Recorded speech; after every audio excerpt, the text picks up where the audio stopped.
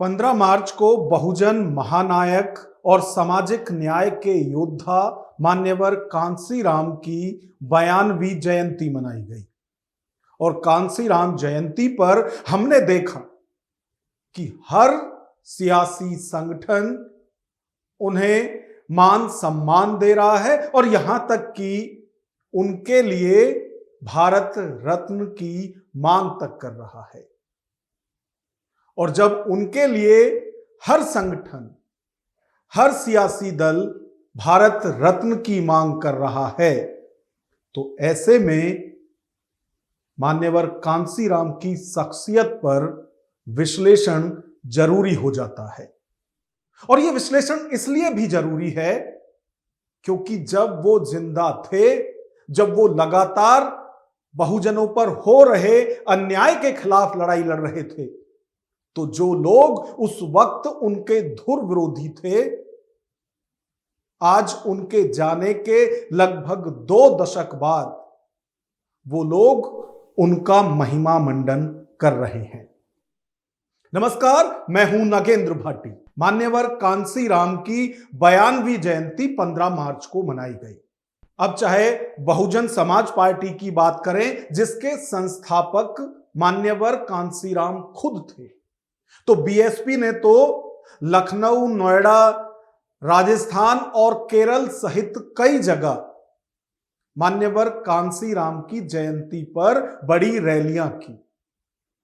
उसी तरह से आजाद समाज पार्टी कांसीराम के संस्थापक और सांसद चंद्रशेखर आजाद ने भी बाराबंकी में एक बड़ी रैली उन्हें मिली तमाम धमकियों के बाद भी की, और जो जनसैलाब वहां आया वो हमने सबने देखा। समाजवादी पार्टी जो कभी धुर विरोधी रही थी, जिन पर खुद मायावती आरोप लगाती रही हैं कि समाजवादी पार्टी के नेताओं ने ना तो कभी जीते जी मान्यवर कांसीराम का सम्मान किया और ना ही उनके जाने के बाद जो उन्हें सम्मान मिलना चाहिए था वो सम्मान समाजवादी पार्टी ने दिया। लेकिन आज समाजवादी पार्टी भी उनका महिमा मंडन कर रही है, उनके सम्मान में अपनी पार्टी में उनकी जयंती पर श्रद्धांजलि दे रही है। जब वो सरकार में रहते हैं तो ना उन्हें पीडीए याद आता है और ना मान्यवर श्री कांसीराम जी की जयंती और ना ही पुण्यतिथि उनको याद आती है सरकार में रहकर। लेकिन जब वो सत्ता से बाहर हो जाते हैं तो समाजवादी पार्टी को फिर याद आता है कि हमें संगोष्ठी करनी चाहिए। और यदि कांग्रेस की बात करें तो कांग्रेस की तरफ से भी 15 मार्च यानी मान्यवर कांसीराम की जयंती पर उनको श्रद्धांजलि देने के लिए कार्यक्रम किए गए। अब ऐसे में सवाल यही उठ रहा है कि मान्यवर कांसीराम किसके? हर कोई सियासी दल तो उन्हें अपना बता रहा है, उनके सम्मान में ना सिर्फ रैलियां कर रहा है बल्कि उन्हें श्रद्धांजलि जगह जगह दी जा रही है। तो इस पर आजाद समाज पार्टी के संस्थापक और नगीना से सांसद तो चंद्रशेखर आजाद ये कह रहे हैं कि आज जिस तरह का माहौल हर सियासी दल में देखा जा रहा है, हर कोई मान्यवर कांसीराम के सम्मान में उनकी जयंती पर श्रद्धांजलि देने के लिए आतुर दिखाई दे रहा है, वो समय की मजबूरी है या इन सियासी दलों की जरूरी है? ये एक बड़ा सवाल है। और वो तो सवाल ये भी उठा रहे हैं कि जो लोग उनके जीते जी उन्हें सम्मान नहीं दे सके, जिन लोगों ने उनके नाम पर बने मेडिकल कॉलेज और यूनिवर्सिटी तक के नाम बदल दिए, वो आज उनके सम्मान में श्रद्धांजलि दे रहे हैं। कांसीराम साहब मेरे हैं, मेरे की होड़ लगी है। चाहे मजबूरी समझिए, जरूरत, वरना आप समझिए कि उनके नाम पे बने मेडिकल कॉलेज का नाम बदल दिया गया, उनके नाम पे बने जिले का नाम बदल दिया गया, उनके नाम पे बने अरबी फारसी विश्वविद्यालय का नाम बदल दिया गया, उनके जयंती के अवसर पे जो छुट्टी थी उसको कैंसिल कर दिया गया और उनके संगठन बामसेब को तोड़ दिया गया। तमाम तरह की बात का काम कार्य करने वाले आज काशीराम साहब को अपना किस मुंह से बता रहे हैं? क्या उनके हाथ नहीं कांप रहे? काशीराम साहब को माला चढ़ाते हुए जिन्होंने काशीराम साहब का भर के अपमान किया, नुकसान किया उनके आंदोलन का, आज वो काशीराम साहब को अपनाने की बात कर रहे हैं। तो जिस तरह का माहौल देश में मान्यवर कांसीराम की जयंती पर देखा गया, जो सियासी दल हैं, सभी सियासी दलों की तरफ से उन्हें कार्यक्रम करके श्रद्धांजलि दी गई। उस पर चंद्रशेखर आजाद जो हैं, वो सियासी दलों के नेताओं की नीयत पर सवाल उठा रहे हैं। वहीं यदि कांग्रेस की बात करें तो कांग्रेस ने सामाजिक परिवर्तन दिवस के तौर पर 15 मार्च को मनाया और ना सिर्फ मान्यवर कांसीराम को श्रद्धांजलि कांग्रेस के नेताओं की तरफ से दी गई, बल्कि राहुल गांधी ने तो यहां तक भी कहा कि यदि आज पंडित नेहरू जिंदा होते तो मान्यवर कांसीराम कांग्रेस के मुख्यमंत्री होते। अगर जवाहरलाल नेहरू जिंदा होते तो कांशीराम जी कांग्रेस के चीफ मिनिस्टर होते। तो राहुल गांधी कह रहे हैं कि यदि पंडित नेहरू होते तो आज मान्यवर कांसीराम कांग्रेस के मुख्यमंत्री होते। अब ऐसे में लोग सवाल उठा रहे हैं कि मान्यवर कांसीराम प्रधानमंत्री क्यों नहीं होते? क्या उस पर गांधी परिवार का रिजर्वेशन है कि उसी परिवार के लोग रहते यदि पंडित नेहरू आज भी होते तो? और जो कांग्रेस आज सबसे बड़ी कांसीराम हितैषी बनकर दिखा रही है, दलित हितैषी बनकर दिखा रही है, उस पर भी लोग सवाल कर रहे हैं, क्योंकि कांसीराम खुद ये कहते थे कि कांग्रेस आपको पोस्ट दे सकती है, पावर नहीं दे सकती। इसके बावजूद भी कांग्रेस के नेताओं की तरफ से बड़े बड़े कार्यक्रम 15 मार्च को किए गए। और सवाल तो इस पर भी उठ रहे हैं कि आज राहुल गांधी कह रहे हैं कि कांसीराम कांग्रेस के मुख्यमंत्री होते, जबकि यदि कांसीराम को मुख्यमंत्री बनना होता तो उनके पास कई बार ऐसे मौके आए थे जब वो उत्तर प्रदेश, जो कि देश का सबसे बड़ा राज्य है, उसके मुख्यमंत्री बन सकते थे। लेकिन वो खुद मुख्यमंत्री नहीं बने, बल्कि उन्होंने 2 बार अपने सामने बहन जी मायावती को मुख्यमंत्री बनाया। तो जो आज बड़ा दिल करके राहुल गांधी कह रहे हैं, वो मान्यवर कांसीराम के सामने बहुत छोटी बातें हैं। और मुख्यमंत्री ही नहीं, बल्कि कांसीराम ने राष्ट्रपति के पद को भी ठुकराया था।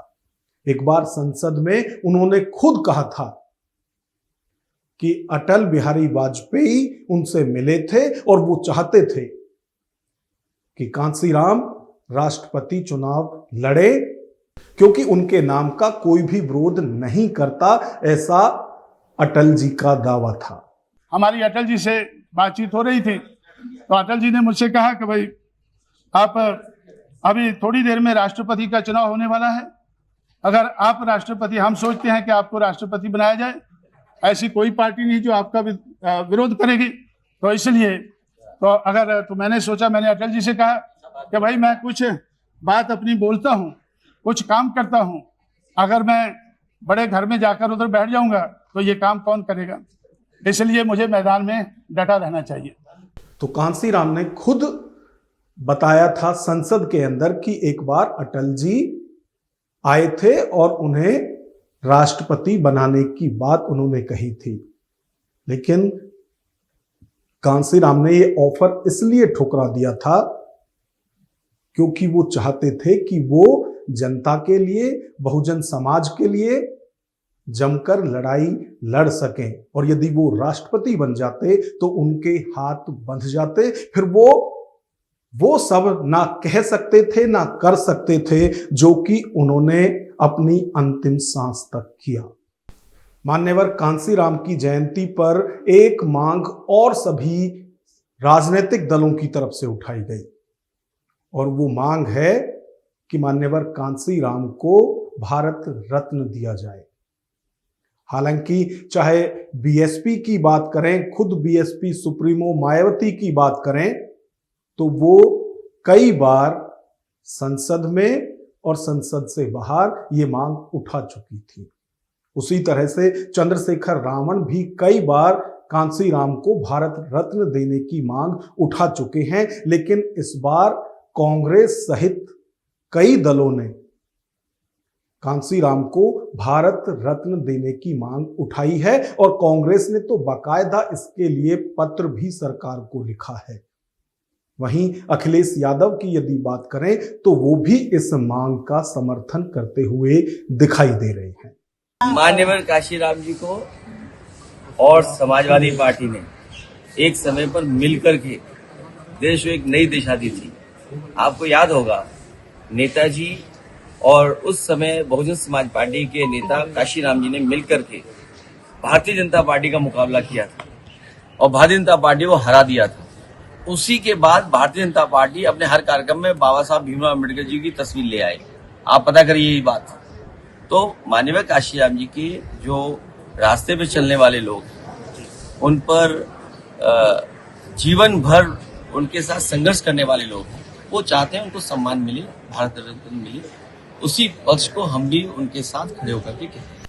मान्यवर कांशीराम अक्सर ये कहते थे कि जब तक जाति के आधार पर उन्हें फायदा मिलेगा वो उस फायदे को उठाते रहेंगे और यदि किसी को ऐतराज है तो वो ये जाति का जो पूरा मॉडल है इसको ही खत्म कर दें, जो कास्ट सिस्टम है इसी को खत्म कर दें। और उनकी तरफ से ही नारा दिया गया था, जिसकी जितनी संख्या भारी उतनी उसकी हिस्सेदारी। और बहुजन की संख्या को देखते हुए अब जो राजनीतिक दल हैं वो इस नारे के साथ साथ बहुजन समाज में भी दिलचस्पी लेते हुए दिखाई दे रहे हैं। चाहे अखिलेश यादव के पीडीए मॉडल की बात करें या फिर चंद्रशेखर आजाद के दलित, पिछड़े और अल्पसंख्यक गठजोड़ की बात करें, और बहन जी मायावती तो और 2 कदम आगे बढ़ते हुए दलित, पिछड़े, अल्पसंख्यक के साथ साथ सामान्य वर्ग को भी अपने साथ लाने की पूरी कोशिश कर रही हैं। जो सोशल इंजीनियरिंग उन्होंने 2007 के विधानसभा चुनाव में लगाई थी, वैसा ही इस बार भी वो करती हुई दिखाई दे रही हैं। वो भी 2027 के रण में इसी उम्मीद के साथ उतरेंगी कि इस बार वो सत्ता तक पहुंच सके। सवाल बार बार वही उठ रहा है कि जिस तरह से मान्यवर कांशीराम के सम्मान में सारे राजनीतिक दल एक साथ झुके हुए दिखाई दे रहे हैं, इसके सियासी मायने क्या है? और इस बदलते हुए पूरे सियासी समीकरण पर हम आपकी राय जानना चाहते हैं कि जो लोग कभी कांशीराम का विरोध करते थे, उनकी जो विचारधारा थी उसका विरोध करते थे, आज वो उन्हें सामाजिक न्याय का सबसे बड़ा योद्धा कह रहे हैं। तो इस पूरी खबर पर आपकी क्या राय है, कमेंट बॉक्स में हमें जरूर बताएं। वीडियो पसंद आई हो तो लाइक करें और इसी तरह की वीडियो देखने के लिए चैनल को सब्सक्राइब करें। नमस्कार।